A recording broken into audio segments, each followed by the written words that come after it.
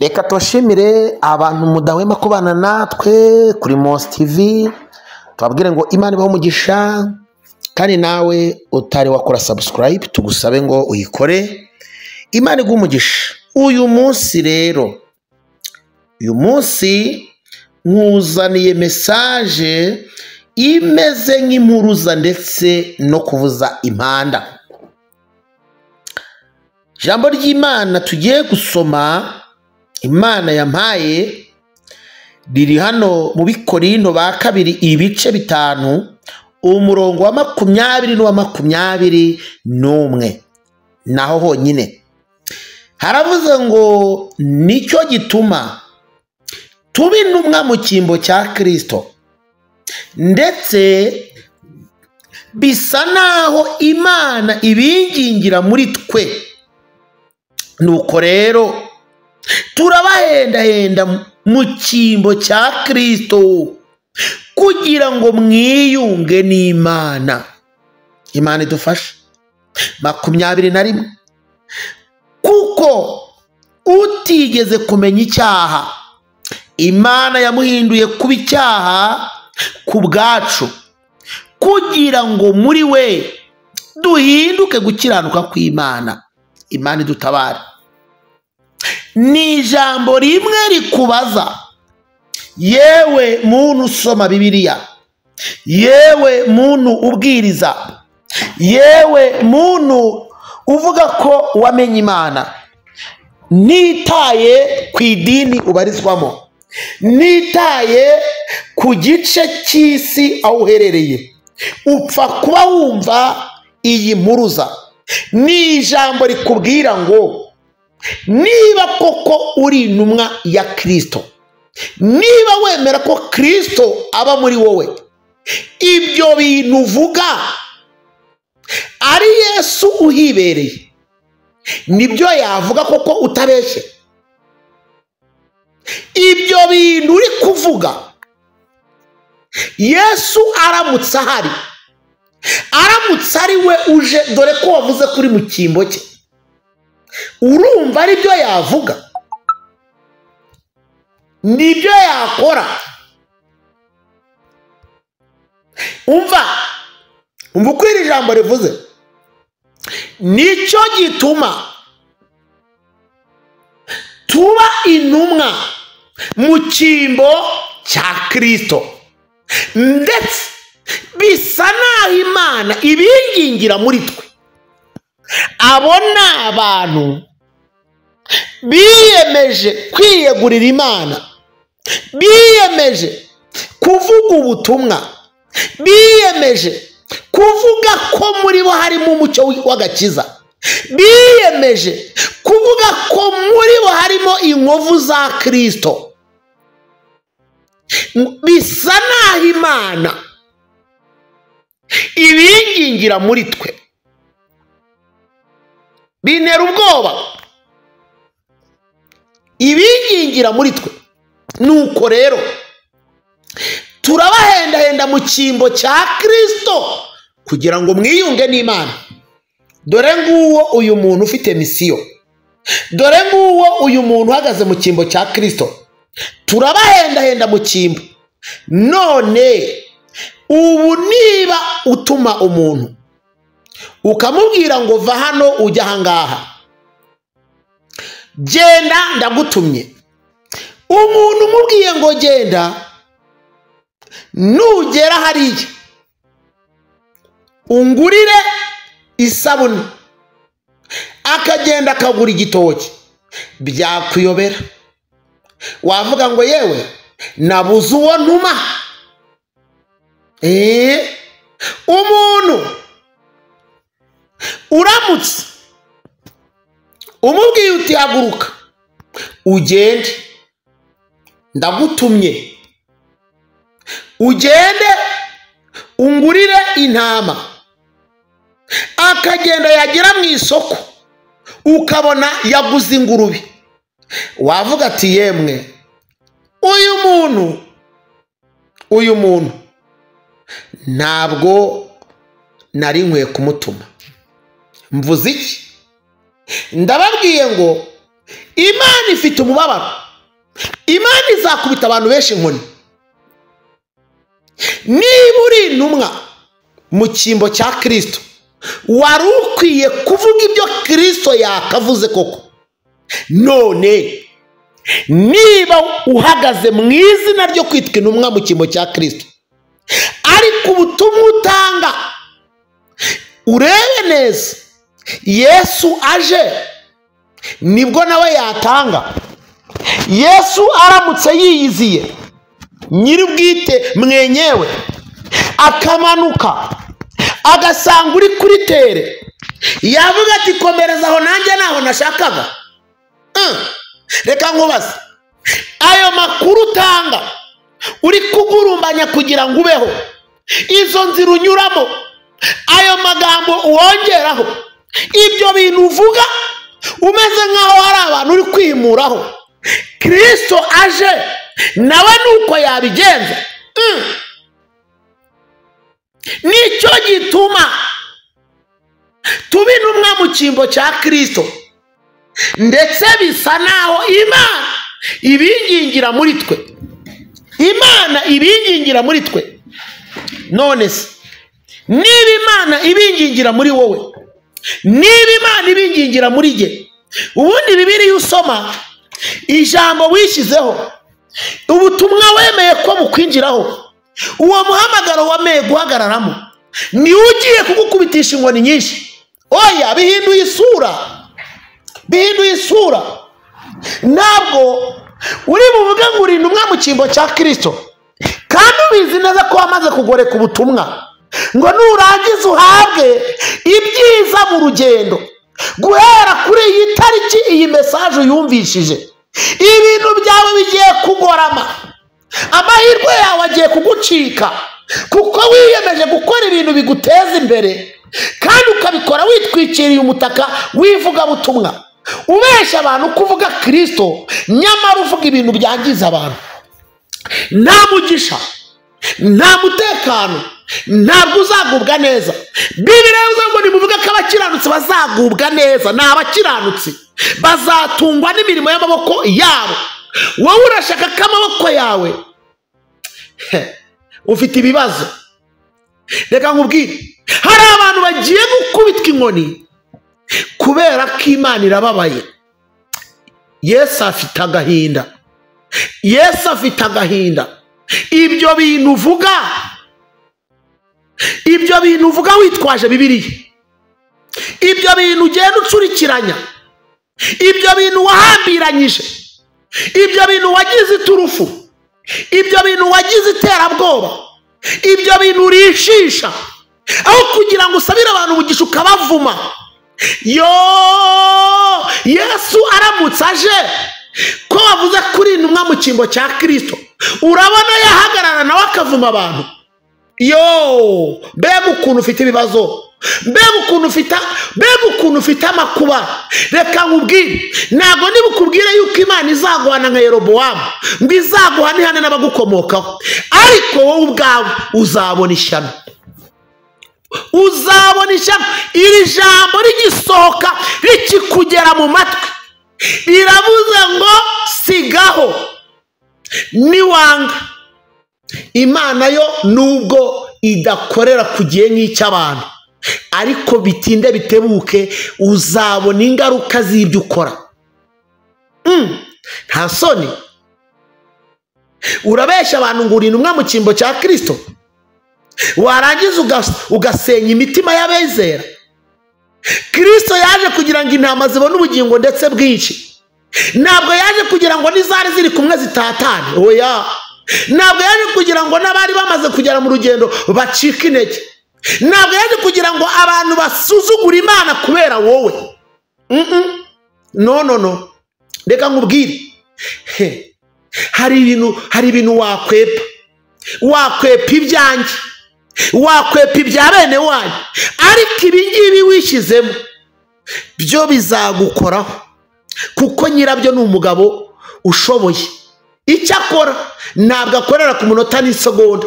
Hari n'igihe iyi mesaje uyumva ukabona hashize ukwezi, hashize umwaka, ntacyo ubaye, ariko burya ntacyo bitwaye igera ikagitwara.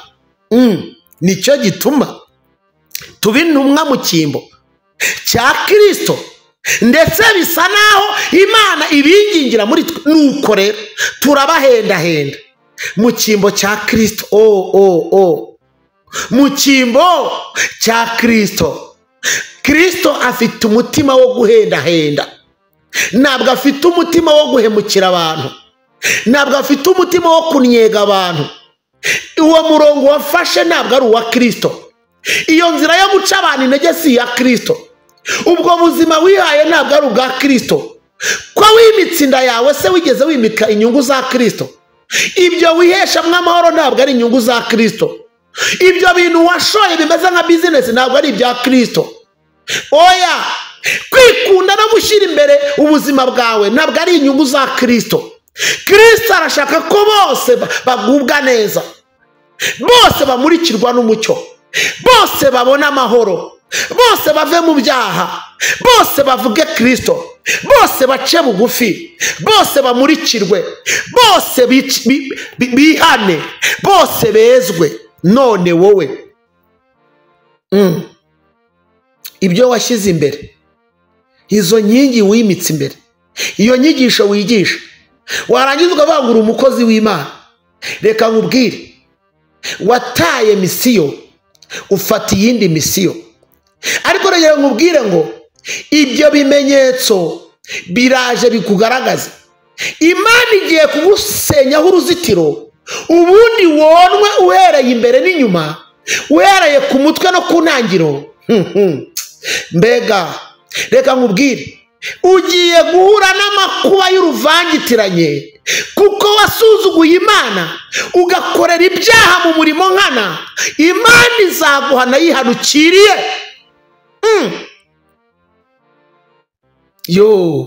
Mu cyimbo cya Kristo, kugira ngo mwiyunge n'Imana, kuko utigeze kumenya icyaha. Imana yamuhinduye icyaha, Imana yamuhinduye kuba icyaha ku bwacu, kugira ngo muri we duhinduke gukiranuka kw'Imana. None usibye no nabubwira, nawe wigeze uhinduka gukiranuka kw'Imana? Gukiranuka kw'Imana se wahuriye he nako, kandi uvuga ibintu bigamije ku nyungu zawe bwite? Kristo yaravuze ngo nimubwire abantu ko kwezwa umugeni akwiye kwezwa. Ni gute se utanga ubutumwa ugahera ku wa mbere ukageza ku cyumweru udashobora kubwira abantu yuko icyaha ari urusika rubatandukanya n'Imana? Warangiza ngo uri mu nyungu za Kristo. Oya, uri mu nyungu zawe n'umurongo wawe na bizinesi yawe n'ibyo ushaka, ariko Kristo ntabwo arimo, kuko aramutse ahibereye si ibyo yavuga. Ibyo uvuga n'ibyo Kristo yavuga birahabanye. Icya kabiri, ijuru ko ari iwabo w'abizera. Ni gute uvuga ubutumwa ukwezi kose umwaka ugashira utarabwira abantu ngo bakumbure ijuru? Ubundi umuntu udakumbura iwabo ntabwo abahagira. Wowe impamvu nawe utahakumbura nuko uzi kutajyayo, ufite ahandi werekera. Niyo mpamvu ugerageza kubwira abantu ibyinaha. Mbonye mugura inzu, mbonye mugura etaje, mbonye utunga imodoka, mbonye urugendo rw'umugisha. Nibyo rwose. Mbonye ukora, mbonye uva mu bushomeri. Yego, ariko se wagize ngo abapagani bavuye mu bushomeri bavuyemo kubera yuko basenga? Wagize ngo abantu bafite amazu n'amamodoka babadakijijwe bayabonye kubera ko basenga? Ibyo ni ibintu rusange abantu bose bahabwa. Uzakoresha amaboko n'ubwenge bwe agashaka agakorana imbaraga azabibona. Wibeshya abantu rero ngo ufite ibyo wazanira. Yego nibyo, wakabaye umuhesha w'umugisha, ariko n'ugwaye icya 10 iyo asibiye rimwe uramuvuma, kubera yuko utari umugenzi ujya mu ijuru, kubera ko utaramenya agaciro kari mu kanwa kawe. Niyo mpamvu nyanyagiza amagambo nk'unyanyagiza imvura, ntabwo uramenya ibikuvamo ibyo ari byo. Niyo mpamvu utazi guhesha umugisha mu cyimbo cy'umugisha, ahubwo uravumana. Uri umunyabibazo, iyo nkoni izakugeraho vuba. Kandi Bibiliya wasomye, wayisomye ute? Ijambo ryakwigishije ni irihe? Wakuyemo iki? Wize iki? Kristo yakumurikiye ryari? Ese uzageza ryari kuyobya abantu b'Imana? Ni gute uvuga ngo uri intumwa mu cyimbo cya Kristo, warangiza ukavuga ibintu bidashobora kubonekamo inyungu nimwe ya Kristo? Kristo yaravuze ngo nimukundane nkuko nanjye nabakunze. Kuki urobanura ku butoni? Kuki wikunda? Kuki udashobora gukunda bene data? Kuki utagirira abandi impuhwe? Yo, aba bantu wagize ikiraro cy'imibereho yawe. Aba bantu wariye utwabo, inkunga z'imfubyi, inkunga z'abapfakazi, abo wabeshye ngo uri kubasabira ibyabo ukabijyana mu byawe. Yo, hazaza umuyaga uzahuha ibyo bintu byawe, uzayoberwa naho bigiye disi, kuko wahemukiye Imana. Ntago wabaye umuzabibu mwiza, ntago wabaye urufatiro ruzima, ntago wigishije ibikwiriye, ntago wabumbuye Bibiliya ku nyungu z'ubugingo bwawe n'Imana. Reka ibyo urimo umeze nk'uri kubaka ikibina, ariko Imana izakuramo icyo bita kwera kwayo, n'akari gasigayemo kazavamo. Kandi reka nkubwire, ugiye kuzajyaho icyo bita icyangiro, abantu bose babimenye, kutari umugenzi ujya mu ijuru, kutari umukozi w'Imana nyakuri. Reka nkubwire, uruzitiro rwawe rugiye konwa. Wowe ufungura Bibiliya wananyweye inzoga, wowe ufungura Bibiliya wanasambanye, wowe ufungura Bibiliya wanagambanye, wowe urema ibico warangiza ngo urajyana abantu mu ijuru. No, kuki utifuriza abandi byiza? Kuki ugomwa abandi byiza? Kuki wumva ari wowe wagira ibyiza se? Kuki wumva ari wowe wabona umugisha se? Kuki wumva ibyo wabonye abandi batabibona se? Kuki wumva aho uri se abandi bo batahagera? Kuki wumva ibyo uvuga nta wundi wabivuga se? Kuki wumva agaciro kawe nta wundi wakagira se? Yo, reka nkubwire, wishyize imbere ariko Imana izagushyira inyuma cyane kure. Nibwo uzamenya ko wahemutse, kuko ibyo uvuga ari Yesu hibereye, ntabwo ari byo yavuga. Nakomeje kubaza ngo ibyo uvuga ari Yesu wiyiziye uhibereye nyirizina, nibyo yavuga koko utabeshe? Turi intumwa mu cyimbo cya Kristo. Nicyo gituma tuba intumwa mu cyimbo cya Kristo, ndetse bisa naho Imana ibingingira muri twe. Nuko rero turabahendahenda mu cyimbo cya Yesu, cya Kristo Yesu, kugira ngo mwiyunge n'Imana, kuko utigeze kumenya icyaha Imana yamuhinduye kuba icyaha ku bwacu, kugira ngo muri we duhinduke gukiranuka kw'Imana. Yewe uhinduranya abagore we. Ntabwo Yesu ari uhibereye, ntabwo ari uko yabigenza. Yewe wiyemeje guhinduranya abagabo nk'amakanzu, ntabwo Yesu ahibereye ari uko yabigenza. Oya, ibyo uvuga ni ibyawe, ibyo uvuga ni inyungu zawe. Mbega warahemutse. Niko ubwira abantu yuko uvuga Yesu Kristo, ubwira abantu kuvuga ubutumwa bw'amahoro, ariko nawe urabizi neza ko impamvu abantu bakwirukankira ni imbaraga wacishije. Icyakora zijya gusa n'umucyo, ariko ubundi ziri mu mwijima, kubera yuko ibimenyetso biragaragara. Abantu bana nabo bahinduka ingwingiri, ntibajya bamenya ubutumwa bwuzuye bw'ijuru, ahubwo wameze nk'uwabahubitse imitima yabo, n'ibyo bafite barabigwa bakabigwa bameze nk'abigura, kubera yuko ari izo mbaraga.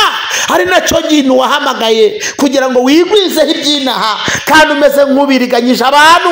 Ariko Imana iravugana nawe ngo igiye gusenya uruzitiro wonwe. Izakujugunya, uzamwara, kuko imitima y'abantu warayiyobeje. Ntabwo ibyo uvuga ari Yesu uhibereye, ntabwo ari ibyo yavuga. Ntabwo ibyo ukora Yesu ahibereye, ntabwo ari ibyo yakora. Izo mbuto wera Yesu ahibereye, ntabwo ari izo yakwera. Ubwo buryo witwara imbere y'abantu Yesu ahibereye, ntabwo ari uko byagenda. Niko reka mvugane nawe. ko wigize umuntu ufite ababodyguard bakuprotokora bakurinda. Yesu Kristo ntiyagendanaga n'abantu kugeza naho avuga ngo ndabona hari umuntu unkozeho, ngo ndumva hari unkozeho, kandi ari umugore wifitiye ikibazo wari umaze imyaka 12 ari mugongo yabyiriganya akamukoraho. Ibyo nibisobanura yuko Yesu nubwo yari umwami w'isi n'ijuru atigeze agira ababodyguard, ariko wowe ugize agasengero kamwe ufite abaprotokole, ufite ababodyguard, kukugeraho bisaba amezi n'imyaka, abantu bakakugeraho imitima yaraboze, ufite intambara n'urugamba ntiyakubona. Waragiza ngo uri numwe mu cyimbo cya Kristo. Kristo se yigeze agira mu bodyguard nkayo ngayo ufite? Yigeze agira ibyo byubahiro biremereye gutyo ngo uri kwihesha agaciro ngo nk'abakozi b'Imana? Agaciro se ufite ugakura kuri nde ko wari ukwiye kwigira kuri Kristo ko ari we shobuja? Shobuja ntabwo ari uko yari ameze. Shobuja yagiraga imbabazi, yasenganye n'abantu iminsi 3, abonye ukuntu bashonye ngo abagirira impuhwe aravuga ngo ntibagende batabagaburiye. Naho wowe nicyo bari bafite urakibaka ukakitwara, waragiza ngo uri umugenzi ujya mu ijuru. Bongo, urabeshya, urabeshya. Ibirega ndabivuga, ndabizi ko benshi bazahaguruka, benshi bazabirwanya, benshi bazabinyangira babimpigire, ariko sinzareka kuvuga ndijwi ry'urangurura. Imana irambwiye ngo kubera ko wishize mu cyimbo cya Kristo ariko ntuvuge ibya Kristo, agiye kurengera inyungu ze mubera mu bantu be, azazirengera kuko yitwa umuremyi, niwe wabaremye. Wowe ntabwo uri umuremyi, wowe ntabwo waremye. Agiye kugushyiraho icyangiro cyose ucuyuke wangwe kuko warabeshye. Yarazi kuzamubera umaronko, yarazi kuzamubera umumaro, yarazi kuzafasha benshi, yarazi kuzaruhura abarushye, yarazi kuzakora imirimo nk'iyo yagakoze yibereye ina, yarazi kuzaruhura abantu, yarazi kuzabitabaza, yarazi kuzamurika, yarazi kuzera imbuto, yarazi kuzavuga icyaha mu mazina yacyo, yarazi kuzahagurukira kurwanya ibizira bikorerwa mu murimo, yarazi kuzakiranuka aho abantu bareba naho batareba, yarazi kuzafasha indushyi, yarazi kuzaburana imanza z'abapfakazi utabogamye, yarazi kuzarengera imfubyi, yarazi kuzaca imanza zitabera, yarazi kuzita ku bakene, yarazi kuzafasha, yarazi ko amaboko yawe azaramira abakomeretse, yarazi kuzaba umujyanama, yarazi kuzamenya guhugura, gucyaha ndetse no gutesha no guhana, yarazi kuzaba umugenzi ujya mu ijuru, yarazi kuzagaragara nk'umuzabibu mwiza, yarazi kuzaba urubuto rwiza, yarazi kuzera imbuto nzima. None weze indibu, reka nkubwire, ufite ibibazo. Yesu Kristo witirirwa uvuga yuko uri numwe mu cyimbo cye, ahibereye ibyo uvuga wagize ngo nibyo yavuga, ibyo ukora ugize ngo nibyo yakora, ayo magambo wiri gutondobekanya wagize ngo niyo yavuga. Oya, ntabwo ari ayo yavuga. Izo tekinike ushyiramo, ibyo bintu wegeranya, ntabwo ari byo yavuga, ntabwo ari byo yakora. Oya, niko ye.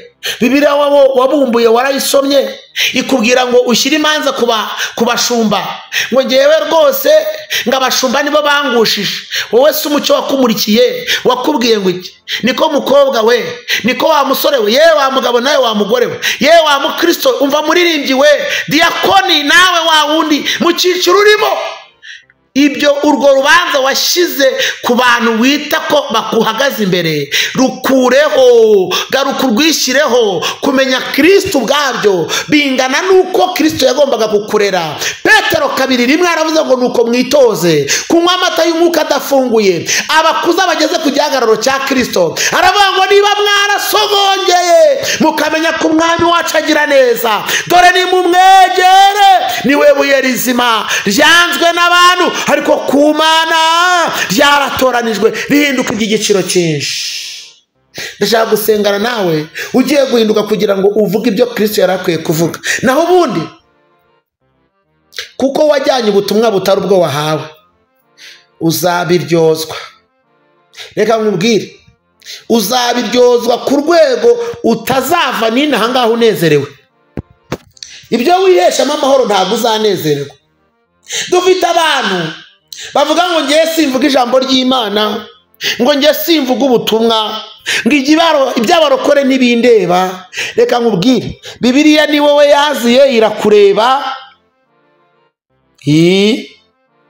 Bibiliya irakureba rwose, nta kintu wakora ngo itakureba. Irakureba, n'amabwiriza yayo arakureba, n'ibiyirimo birakureba, n'ibyo ukwiye gukora birakureba.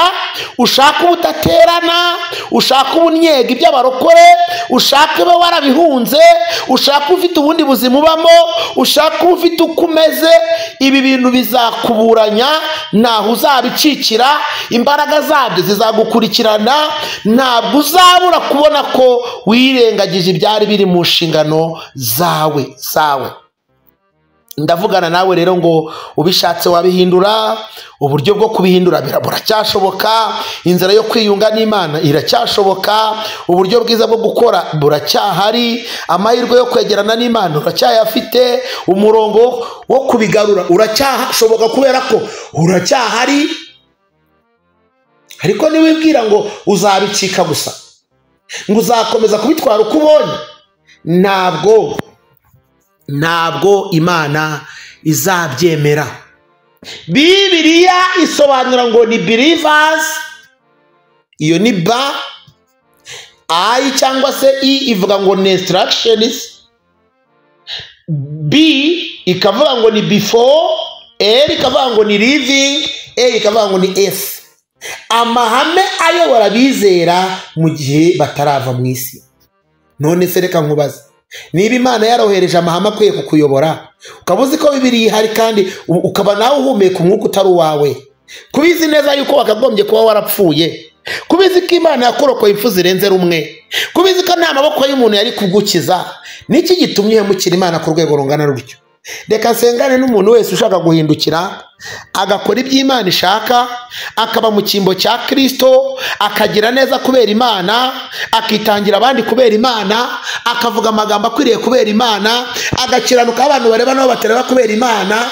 Uhinduka umusemburo mwiza, uhinduka uburyohe mu isi, uhinduka uburyohe mu gihugu no mu itorero kubera Imana.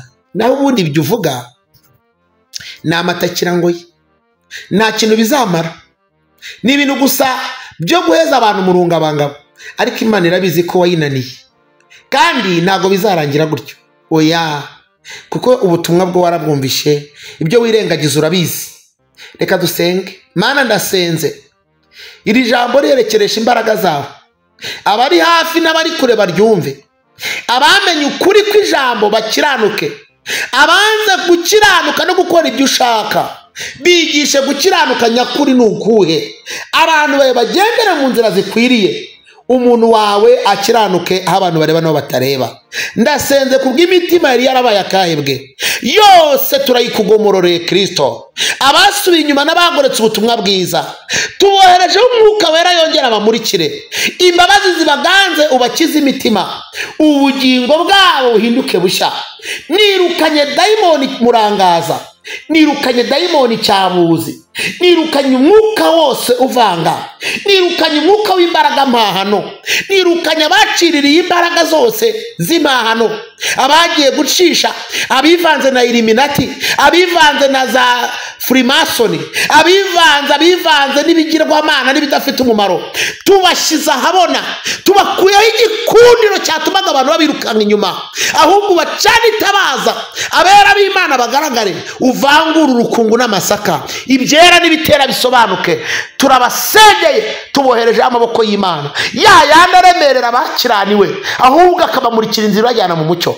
Ndabasengeye kugira ngo bazeho kandi batunganye kugira ngo bagutunganire. Urakoze kugiye gutunganya ibintu byose kugira ngo umurungo wose, imbaraga zose zikugarukire, abera bamenye gukiranuka kwawe, urwanira icyubahiro cyawe kandi urwana ukigarura, nkuko warwanira icyubahiro cyawe ukagikura mu Filisitiya, ongera urwanira icyubahiro cyawe mu gihe cya none, mu bari hafi n'abari kure, abari mu Rwanda n'abari mu mahanga, abumvura ururimi bahindurwe n'imiburo y'ijambo ryawe. Reka icyubahiro kibicaye none n'iteka ryose mu izina rya Yesu, amen. Murakoze cyane, mwari kumwe na Mosi TV, ni Rev Pastor Moise. Ndabakunda, shalom shalom, mugire ibihe byiza, umwami abaganze, kandi buri wese yumvishe ubutumwa abusangiza abandi, ikigeretse kuri byose ukore subscribe niba utarayikora, tubane tujye tugasangira ijambo ry'Imana, ubutumwa Imana iduhaye tubusangire, kandi bizafasha benshi no kuruhura benshi, bizakiza isi, nawe uzaba umusemburo mwiza w'ibyiza. Imana iduhane umugisha, turabakunda, shalom shalom.